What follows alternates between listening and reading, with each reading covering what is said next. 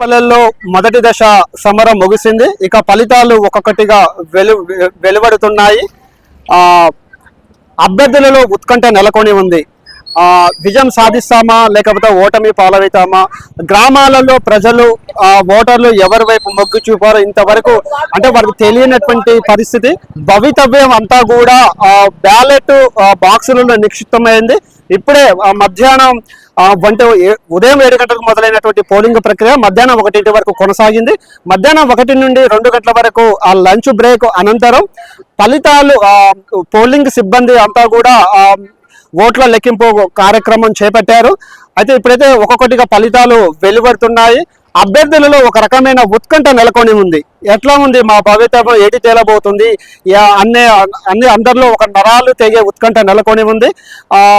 అంటే నవంబర్ 25న మొదలైనటువంటి పోలింగ్ ప్రక్రియ అనంతరం దాదాపు డిసెంబర్ 17తో ముగియనుంది.